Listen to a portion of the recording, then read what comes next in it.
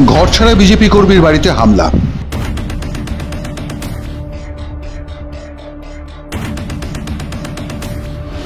পূর্ব মেদিনীপুরের অর্জুননগরের বাসিন্দা বিজেপি কর্মী শশাঙ্ক মাইতিকে বাড়িতে না পেয়ে তার মা, বউ ও বৌদির ওপর আক্রমণ চালালো তৃণমূল বাহিনী। বাড়ির মেয়েদের বাঁচাতে ঘরছাড়া বিজেপি কর্মীর বাবা গৌরহরি মাইতি দুষ্কৃতীদের আটকাতে গেলে জনা ৩০-এর বাহিনী প্রথমে তাকে মারধর করে, পরে ধাক্কা দিয়ে ফেলে দেয়। ওইখানেই যন্ত্রণায় ছটফট করতে থাকেন তিনি। হাসপাতালে নিয়ে গেলে তাকে মৃত বলে ঘোষণা করেন চিকিৎসক।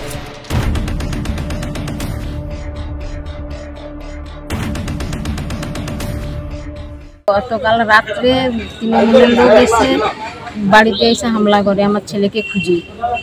তারপরে আমার স্বামী আর আমি, ছেলে তো বাড়িতে নেই, আমার স্বামী আর আমি বাড়ি এসেছি। আমার স্বামীকে ধরে পিটাপিটি করে, ঠেলায় ফেলি দিয়ে মারামারি করে। তারপর আমি ছাড়িতে যেত না, আমার কাপড় টাপড় সব ছিঁড়ে দিয়েছে, আর বন্দুক দিয়ে আমার পিছনে গেটা কোমরে মেরে দিয়েছে, আর বগল দিয়ে ঠেলে ঠেলে গেলে বেলা টেলে সব কাপড় টাপড় ছিঁড়ে দিয়েছে। ঘটনাস্থল ভূপতিনগরের অর্জুননগর অঞ্চলের ধাইপুকুরিয়া গ্রাম। সেখানকার বিজেপি নেতা শশাঙ্ক মাইতি। লোকসভা নির্বাচনের ফলাফল প্রকাশের পর থেকেই ঘর ছাড়া। বিজেপির অভিযোগ, শশাঙ্কের বিরুদ্ধে মিথ্যা মামলা করে স্থানীয় তৃণমূল কংগ্রেসের নেতারা।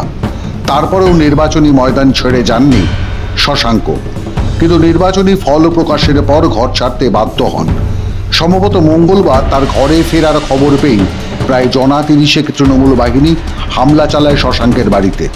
শশাঙ্কের মা, বৌদির ওপর হামলা চালায়। তখনই বাধা দিতে আসেন শশাঙ্কের বাবা গৌরহরি মাইতি। সেই মারামারি করেছি, এই মারামারি করে ঠেলা করে আমাকে বেশ মেরেছে, দিয়ে আমার শরীরটা ছাড়িতে দিয়ে আমার শরীরকে ঠেলে দিয়ে নিয়ে করে দিয়েছে। আপনাদেরও মারধর করেছে? আমাকে মারধর করেছে। কারা করেছে? ওই যে দল জানে এসেছে বাড়িতে হামলা করতে। কারা? তৃণমূলের লোক? তৃণমূল পার্টি করি বলে আমরা বিজেপি করি, আমাদের তরে আমাদের উপরে আক্রমণ করেছে। বিজেপি করার অপরাধে আক্রমণ? হ্যাঁ, আমাদের মারধরও করেছে, আমাদের এদের করেছে। আমরা বলছি প্রতিবাদ করো। রাত্রে প্রত্যেক দিন রাত্রে হামলা হচ্ছে, বাড়িতে ছেলে মেয়েদের টাকা নিয়ে থাকতে প্রচুর কষ্ট হচ্ছে। তবে গুরুত্বপূর্ণ বিষয় হলো, মারধর চিৎকারের আওয়াজ শুনে বেরিয়ে আসেন প্রতিবেশীরা। তারাই ধাওয়া করলে পালিয়ে যায় তৃণমূল বাহিনী। তারাই উদ্ধার করেন গৌরহরি বাবুকে। কিন্তু তখন অনেক দেরি হয়ে গেছে। চিকিৎসক জানিয়ে দেন সব শেষ। বয়স হয়েছিল, কিন্তু মৃত্যুর সময় আসেনি। বিজেপি কর্মী তৃণমূল কংগ্রেসের দুষ্কৃতী দ্বারা তারা আক্রান্ত হয়ে মারা গেছে, কিন্তু এই ঘটনাটা ঠিক নয়। ভারতীয় জনতা পার্টির একেবারে গোষ্ঠীকন্দল। এটা লোকসভা নির্বাচন থেকে অর্জুননগরে গোষ্ঠীকন্দল ছিল। হয় পারিবারিক বিবাদ, নয় পুরনো বিবাদ, নতুবা ব্যক্তিগত আক্রোশ। গোটা রাজ্য জুড়ে এভাবেই ভোট পরবর্তী হিংসাকে ছোট করে দেখাতে চাইছে তৃণমূল কংগ্রেস।